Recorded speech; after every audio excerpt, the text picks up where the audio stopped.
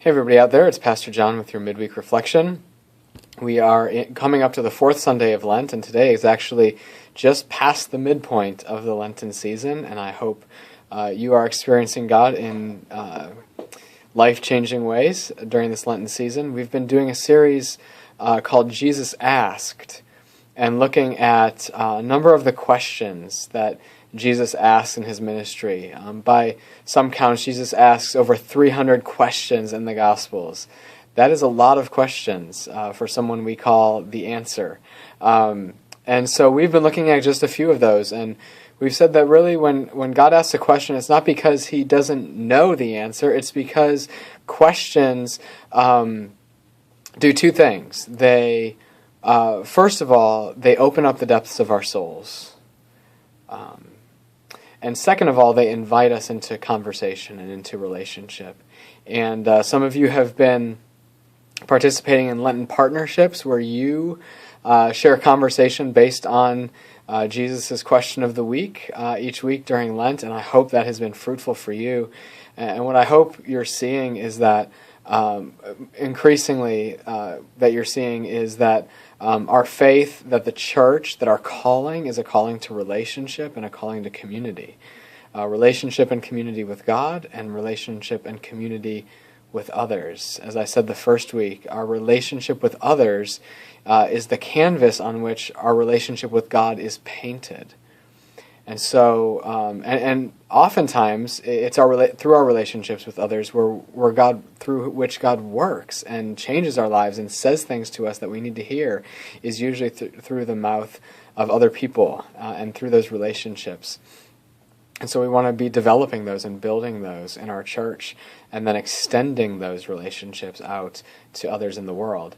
Our question this week really, I think, takes these relationships and our series to a much deeper place. We're looking in Matthew 8, and Jesus asks his disciples, "Why are you afraid?" And that can be a very intimidating question to respond to. Why are you afraid?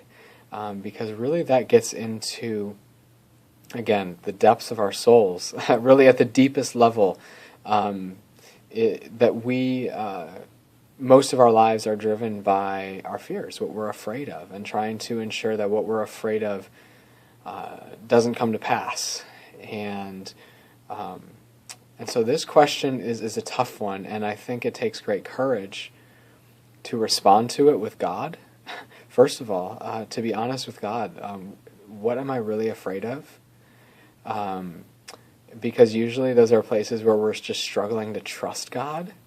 There are places where we have been hurt before. They get into what we most deeply value and thus are most deeply afraid of losing. So this is a really important and tough question. And then to really make the next step is the key.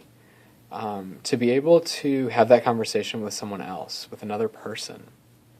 Hopefully someone you trust, to be able to talk about our fears and why we're afraid, and then hopefully in that, in our honesty, in our authenticity, in our willingness to open up the doorway into our souls, to God and to other people, hopefully we are finding something of the perfect love of God which casts out every fear, as John writes in his first epistle. And so this is really a message, a question to be preparing for, and maybe to be asking yourself, am I ready? Am I ready to respond to this question with God? Do I have people in my life who I can have this conversation with? These are things to be asking yourself as you prepare for Sunday. As always, I look forward to worshiping with you as we live the gospel life together. And until then, I pray that God would bless you.